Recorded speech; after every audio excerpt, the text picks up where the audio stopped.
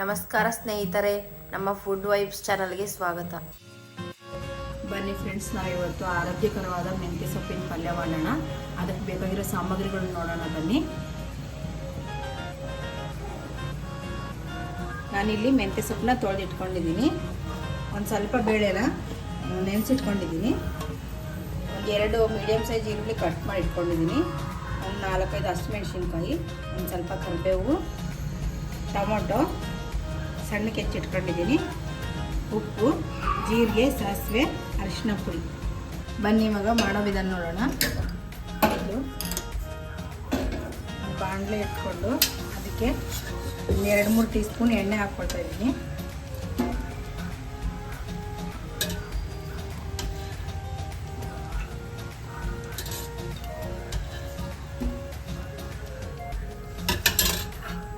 ಇವಾಗ ಎಣ್ಣೆ ಕಾದಿದೆ, ಇದಕ್ಕೆ ಜೀರಿಗೆ, ಸಾಸಿವೆ ಹಾಕೊಳ್ಳೋಣ.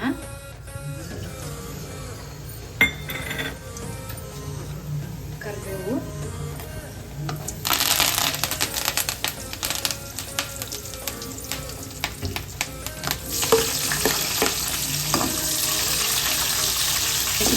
ಮೆಣಸಿನಕಾಯಿ ಹಾಕೊಂಡಿದ್ದೀನಿ. ಇವಾಗ ಸಣ್ಣ ಕಟ್ ಮಾಡಿರೋ ಈರುಳ್ಳಿನ ಹಾಕ್ಕೊತೀನಿ. ಇದು ತುಂಬಾ ಒಳ್ಳೆಯದು, ಡಯಾಬಿಟಿಸ್ ಪೇಷಂಟ್ಗೆ ತುಂಬಾ ಒಳ್ಳೆಯದಿದೆ ಸೊಪ್ಪು. ಈರುಳ್ಳಿ ಸ್ವಲ್ಪ ಫ್ರೈ ಆಗಲಿ.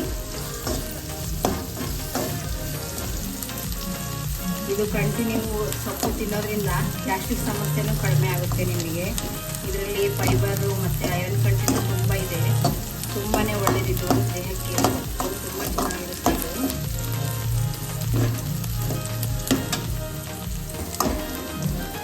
ಆಗಿದೆ. ಇದಕ್ಕೆ ಟೊಮೊಟೊ ಹಾಕ್ತಾ ಇದ್ದೀನಿ.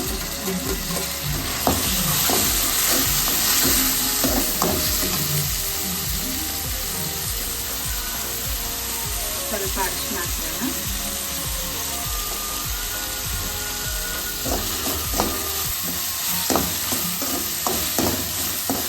ಇದರಲ್ಲಿ ಕ್ಯಾಲ್ಸಿಯಂ, ವಿಟಮಿನ್ ತುಂಬಾ ಇದೆ.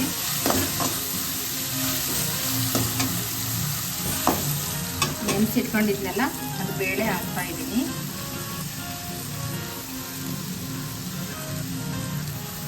ಬೇಳೆ ಹಾಕಿದ್ರೆ ಸ್ವಲ್ಪ ಚೆನ್ನಾಗಿರುತ್ತೆ ಪಲ್ಯ. ಒಂದು ಸ್ವಲ್ಪನೇ ಬೇಳೆ ಹಾಕ್ತಾ ಇದ್ದೀನಿ. ಬರೀ ಸೊಪ್ಪು ಕಹಿ ಅನಿಸುತ್ತೆ, ಅದಕ್ಕೆ ಸ್ವಲ್ಪ ಬೇಳೆ ಹಾಕ್ತಾ ಇದ್ದೀನಿ. ತುಂಬ ಟೇಸ್ಟ್ ಬರುತ್ತೆ.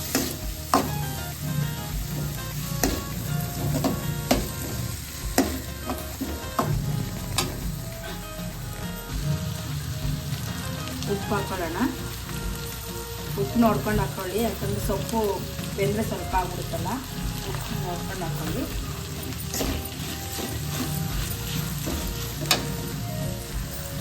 ನೀರು ಹಾಕೊಳ್ಳೋಣ.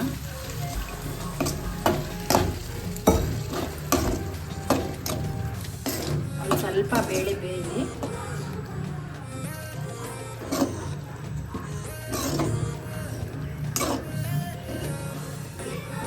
ಬೇಳೆ ನೆನೆಸಿರೋದ್ರಿಂದ ಭಾಳ ಮಟ್ಟ ಬೇಯಿಸೋದು ಬೇಡ, ಒಂದು ಸ್ವಲ್ಪನೇ ಬೇಯಿಸ್ಕೊಳ್ಳೋಣ.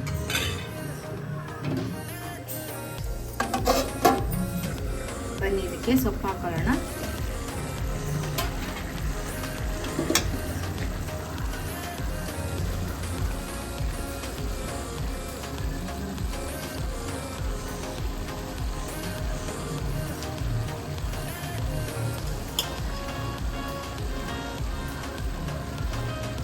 ಈ ಸೊಪ್ಪು ರೆಗ್ಯುಲರ್ ಆಗಿ ತಿಂತ ಬಂದರೆ ಕೂದಲು ಸಮಸ್ಯೆನೂ ಕಡಿಮೆ ಆಗುತ್ತೆ.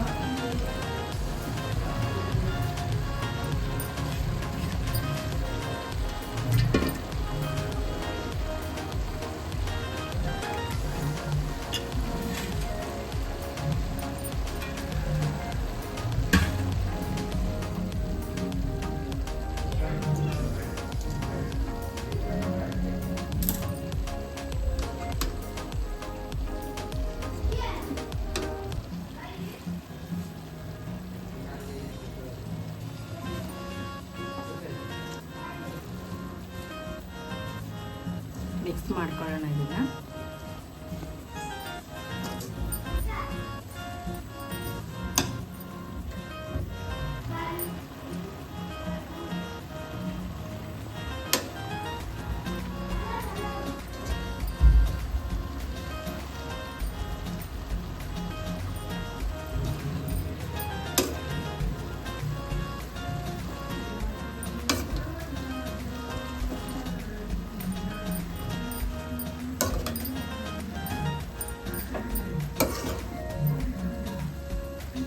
ಇದು ಚಪಾತಿ ಜೊತೆ ರೊಟ್ಟಿ ಜೊತೆಗೆ ತುಂಬ ಚೆನ್ನಾಗಿರುತ್ತೆ.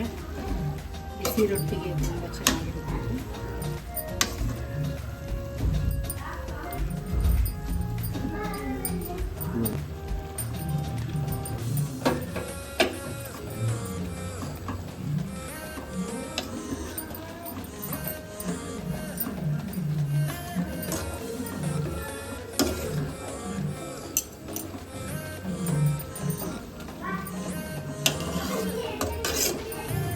ಸ್ವಲ್ಪ ಬೇಯಬೇಕು. ನೋಡಿ ಫ್ರೆಂಡ್ಸ್, ಆಗಿದೆ ಇದು ಪಲ್ಯ ಇವಾಗ.